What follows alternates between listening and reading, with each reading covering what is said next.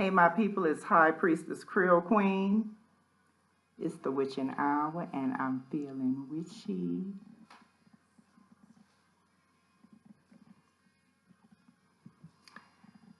This video is about why Ecuador? Why have I chosen Ecuador to live? And I know many of you are wondering why.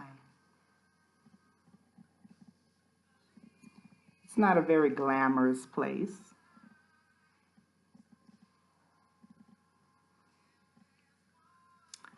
But I've always wanted to live abroad. You know, it is actually in my birth chart that I would live and marry or be married abroad.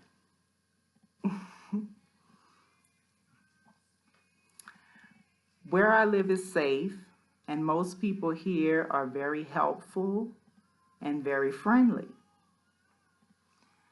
The weather is spring-like most of the year, except for the rainy season, and that's about 4 months, between February and May. The views here in Ecuador are astonishing. It makes you just stop and stare in awe. The mountain views are breathtaking. The climate here ranges from tropical equatorial rain in the Amazon to the snow found on top of the Andes Mountains. Cities in the highlands have temperatures that vary from 50 to 70 degrees Fahrenheit, while coastal cities, their temps vary from 60 to 80 degrees during the day. The weather is unpredictable. It gets pretty cold out here sometimes, which is strange to say that we are directly on the equator.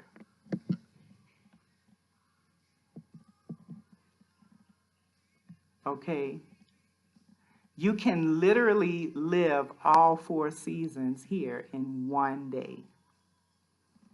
And here everybody wears ponchos and woven sweaters and jackets made of alpaca wool. Okay?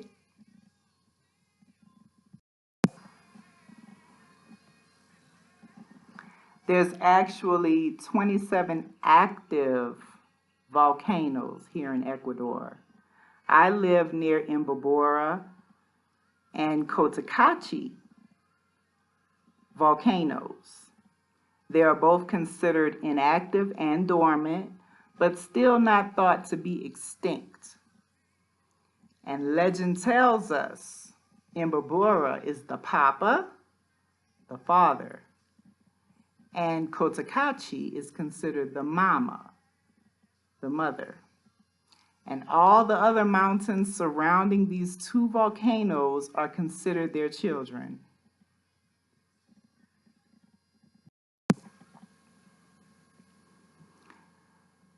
They are both at high altitude and capped with snow.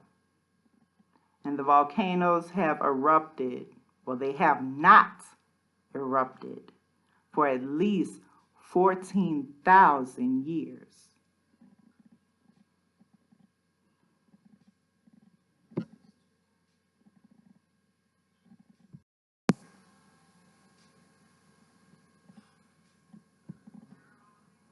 Now, there are some dangers. There are some dangerous areas here. Okay, the larger cities have more crime, the same as other countries. You just need to use common sense and stay away from the hood. You know, we pretty much have adapted in any area that we choose to live in, any area that we chose to live in, whether it was very poor or very rich.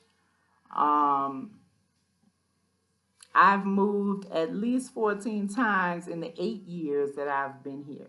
Yes, I've survived living here for 8 years. Okay. Um, you just need to use common sense and you need to just stay away from the hood. Okay. We pretty much have adapted in any area. Like I said, we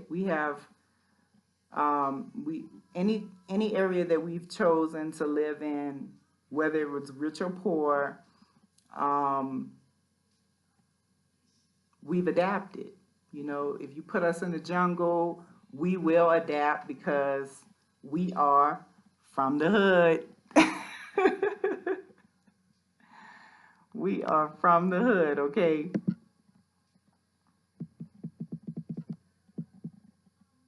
And every hood is the same. Regardless of the country that you live in, every hood's the same, okay? Just like Ice Cube said it. There's drugs, there's crackheads, and there's violence, and there's people who rob and steal. Okay, there's a lot of crime here. Pickpocketing, bag snatchers, and slashers are common here in Ecuador, especially in crowded areas. There are murderers, there are rapists, okay, and there are people who make problems. But for the most part, everything here is calm and peaceful, and everyone seems happy and everyone seems content. Okay? Most Ecuadorians that we have met here are very controlling. They are, they are. You have to be careful because some will try to cross you. You know, they will hex you, they will curse you, they will work witchcraft on you. Okay? When you don't give them what they want. Okay, yes, they are about their work out here. Yes, they are. And let me remind you that this is South America, and this is what they believe in. They work witchcraft on foreigners to get money. Okay, so when I first came out here, I saw that, you know, I really needed to learn more about witchcraft. I did.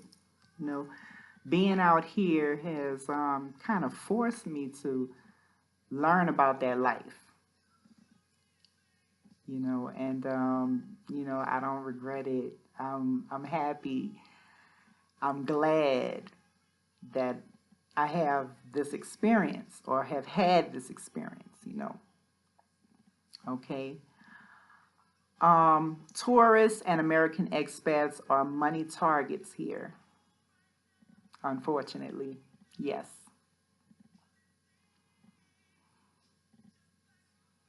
The tourists really don't know much, so a lot of people take advantage of the newbies. There are witches, brujas, okay? There's brujas out here who are very powerful, who work spells on foreigners to steal their money or to keep you coming back to buy something from them, okay? And I've actually found some paraphernalia under my mattresses, and I sensed that someone was trying to work us, you know, into staying at that specific place and paying more money. Okay, so that's something that you would have to look out for if you want to think about making Ecuador your home. The quality of life here is great. We can live comfortably on $2,500 a month or less. Okay, because some areas are very poor and the cost of living is less expensive in those areas. Okay, now when we first came here in 2012, we managed to live off of $1,300 a month. It was very hard. Okay, but since then, the prices have risen, and you know, especially since more and more expats are coming to make Ecuador their home. So if you receive an income coming from the United States, you could really stretch your dollar here. Okay, there's plenty of land to build, you know, build and grow your own crops here in Ecuador. Most people here are self-sufficient. They grow their own food, they make their own clothing and shoes, they build their own houses, and it doesn't cost much money to build a house here. Most people have their own businesses and make money off of selling food from their crops, selling clothes and shoes and quilts and native crafts, arts and souvenirs, etc. Okay? Food and medical care is very affordable here. And Ecuador uses the US dollar as its currency, so we don't have to worry about the change in exchange rate. So I've done a few videos on Ecuador, just showing you around and showing you what's going on here during the quarantine, during the lockdown. Okay, just showing you how we're getting by, what's going on in my part of the world. So, you know, some people, a few people have asked me why Ecuador? You know, why am I here? Of all places, why, why am I here? You know, and you know, there are plenty of expats from America as well as other countries that are here. You know, plenty of people are here, plenty of expats from countries like Canada and Spain and Italy and China, Sweden, Argentina, Brazil, Colombia, Venezuela, and Germany. Okay? And this has caused some local resentment because the more people come here, the more the prices rise. Okay? The more the prices go up. So it's not easy to get a visa here as it once was. Okay? Ecuador is a beautiful country full of interesting places to visit and beautiful mountain scenery. People come to Ecuador for the Pacific Ocean beaches on the coast, the Andes Mountains, the Amazon rainforest, or Galapagos National Park. Okay. My family and I live in the Andes Mountains right now. Okay, but before we were living in the Amazon, in the jungle, and on the beach.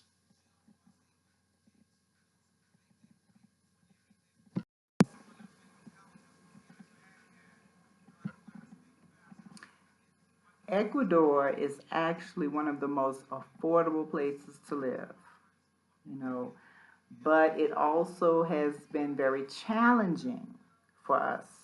Okay, it's been very, very challenging. The number one challenge for us is the language barrier. Okay, the language barrier. You know, it is very important to learn Spanish because there's not many English speakers out here. And it's not easy to learn a different language and also adapt to a different culture. Here, they speak Castellano Spanish. It's a different dialect of Spanish. And my children, they've learned to speak the language when I enrolled them in school here. But it has more difficult, you know, it has been more difficult for me to learn the language. Okay, it's been a little more difficult for me to learn the language. You you know, because I don't really get out as much. You know, I work from home, and that really doesn't give me the opportunity to you know, really interact with many people. Okay, so you know, I know a few phrases. I know a lot more than I did when I came here. Um, so I can't say that I don't know anything. Um, I understand more than I speak. I can say that. Um, my children, they are fluent and they help me out a lot with my Spanish. They do. Um, so I rely mostly on energy because energy, okay, energy never lies. Energy never lies. Still, I'd like to learn to speak Spanish more fluently. There are Spanish tutors who can help me to learn the language. Most of the indigenous tribes speak Quechua. Quechua is an ancient sacred language that only the people of the Inca tribe spoke. Okay, only the indigenous people here speak Quechua. Like for instance, Alipunja, and I think I mentioned that on one of my videos. Alipunja is good morning in Quechua. Okay, Alipunja.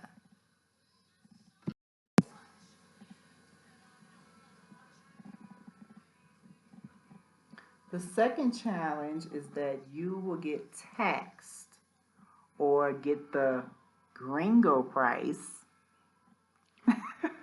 Okay, they will try to change, or they would try to charge you more money. Okay, they will try to charge you more money if they know that you are foreign. Okay, and the third challenge that we have had to face here, electric showers. Electric showers are gas tanks for hot water. Okay, yes, hot water is considered a luxury here. Most people here are accustomed to taking cold showers.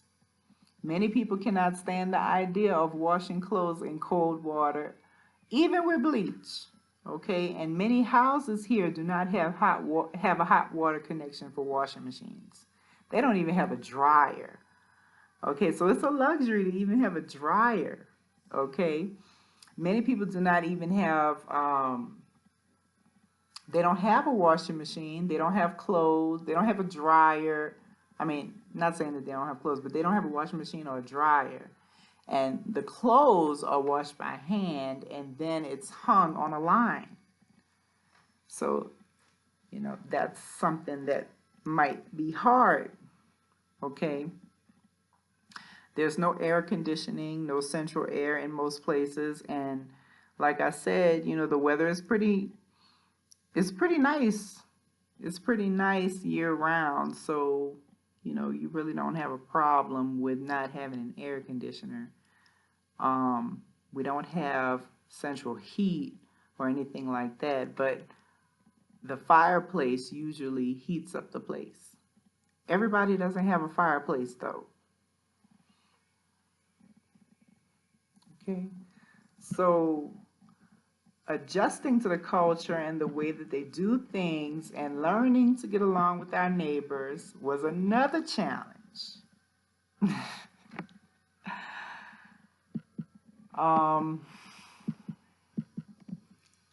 Most people here are predominantly Catholic. There are also there's Jehovah's Witnesses, there's Mormon, Bahia, etc. Okay, there's plenty of different religions.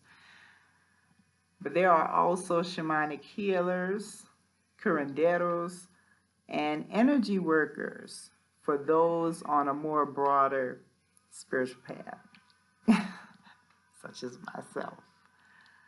Okay, you know, we've had to deal with discrimination. Unfortunately, we've had to deal with racism, even from American expats, you know, us being, you know, African American people in a different country. Yes, we've had to deal with racism. We've had to deal with people cutting us in lines at the bank, at the grocery store, and trying to get on buses.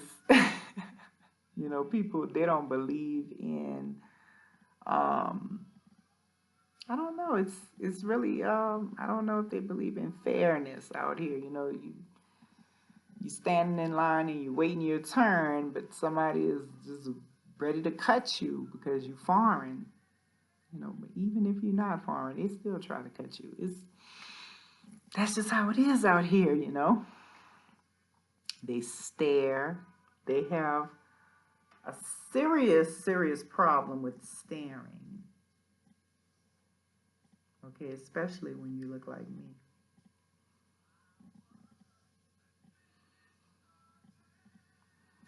Adjusting to the foods here, it takes some getting used to.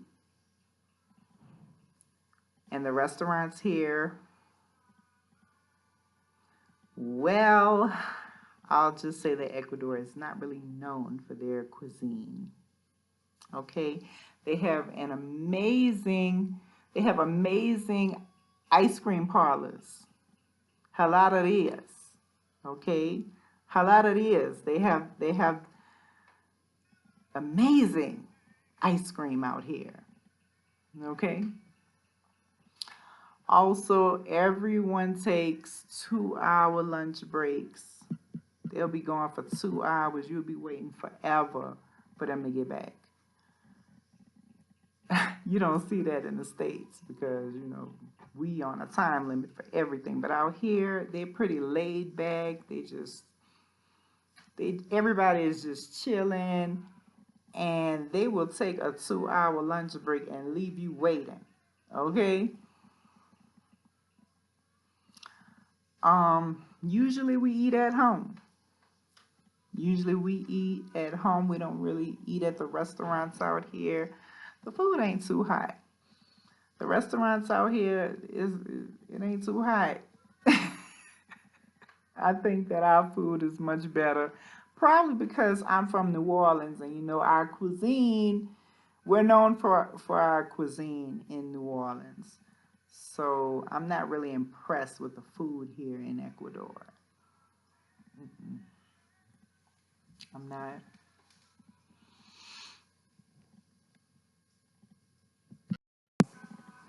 Yeah, so many people are not really used to the food. They're not used to the food out here, you know, and a lot of people get sick after eating the food out here. Okay.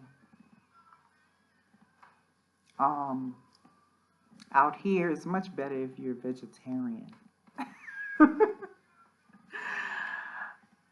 I was vegetarian when I first got out here, but I started eating meat again, like maybe 2 or 3 years, maybe 3 years after being out here, and I'm actually thinking about going back to vegetarian.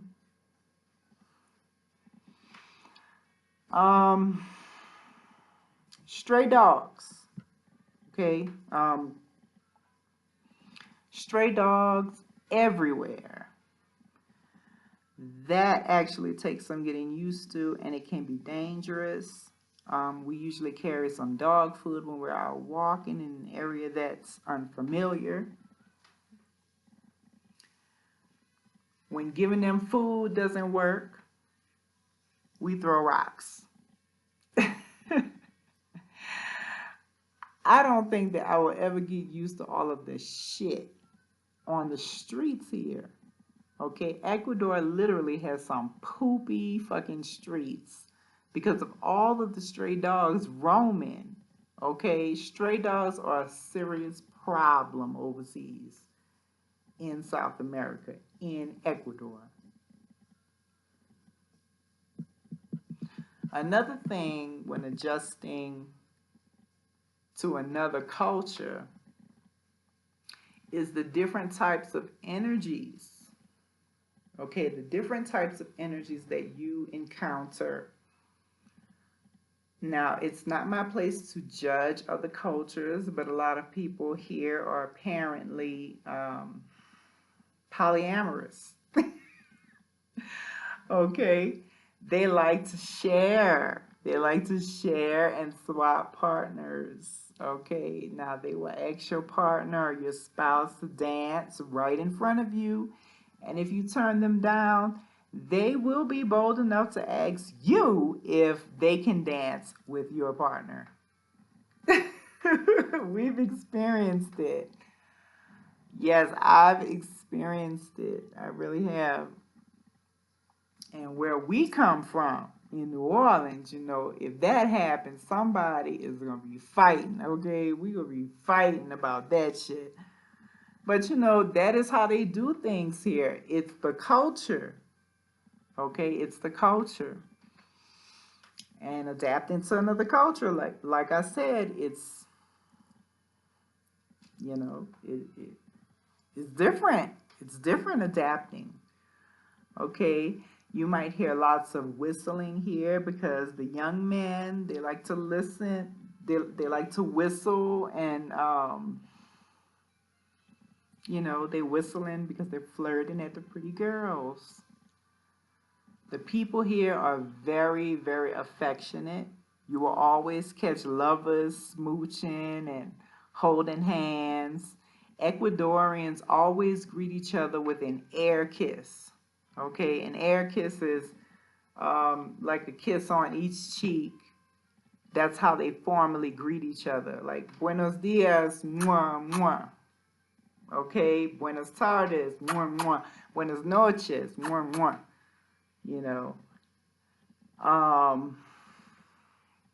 People rarely say hola unless they're familiar with you. And when they say goodbye, they say ciao or adios. Most times they'll say ciao. Now, another thing that I love about Ecuador is that the people here truly, truly value family, okay? And between 5:30 p.m. and 8:30 p.m., you will normally see families walking together, locking arm in arm as they take a stroll in the park. This is like a normal thing that they do out here. All families do it. There's lots of music, there's parades, there's dance clubs called discotecas, plenty of festivals, and there's the indigenous markets. Weekends are nice and easy. Okay, it's very nice and easy. Stores might be closed or they'll probably open late. Okay, and families, they enjoy time at the park on the weekends. They're playing football. Football out here is soccer, actually, on Saturdays. That's what they do. Ecuadorians love their weekends, and most people don't work on the weekends. There are a lot of gays out here, okay, and surprisingly, prostitution is illegal. I mean, it's legal. I'm sorry. I want to say it's legal. Prostitution is illegal out here. It's not illegal. Prostitution is legal out here in South America.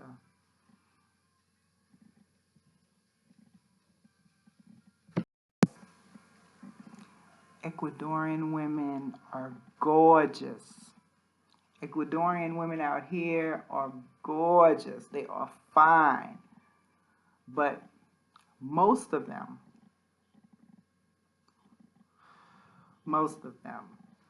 are very insecure because You know, they like to compare themselves and try to compete with other women, you know. And, you know, I believe that it's because the men out here, they have wandering eyes. Ecuadorian men,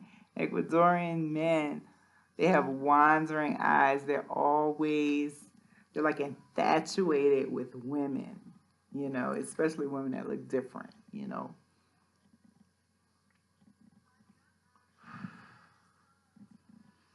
They will stare at another woman while their woman is standing right next to them. And some girls here, they marry and they have babies as young as 12 years old. Because, you know, it's legal to marry 12-year-old girls here.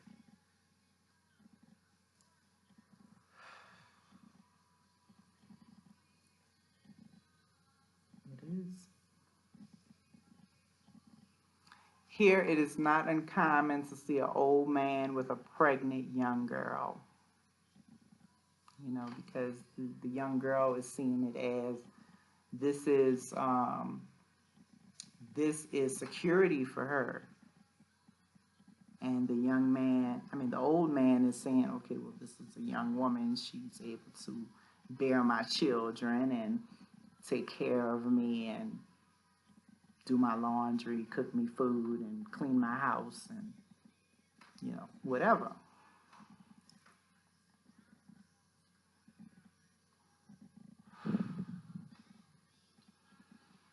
Here, everything is closed on Sundays, and it is illegal to sell alcohol on Sundays.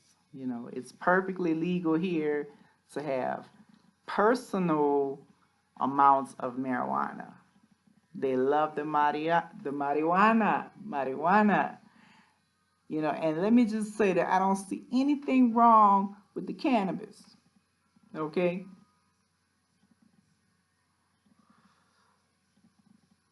I think it's actually healthier than the poisonous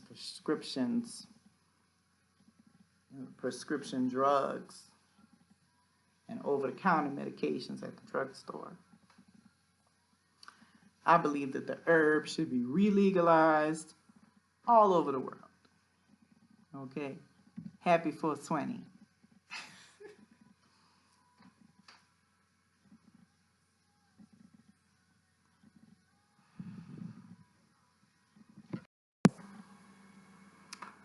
Money talks here in Ecuador.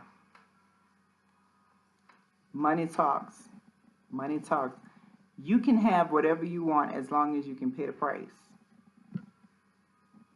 They're always bargaining, always making offers. Okay? You could talk anybody down. You could get a deal. You could get a real good deal if you know how to bargain. Everybody is about money here. They're all about making money. They are nicer to you, actually, when you have money. You have to give them the exact change out here. You have to give them the exact change unless you want to take the risk of them stealing your change, because they will steal from you. They will steal your change. The banks out here, they steal your money. I'm telling you, it's bad. You know, these people are money driven. They do not stick to original agreements, and they will lie to get more money. They will give you the gringo price. Okay, the gringo price is they will try to add on interest and tax you more than they should.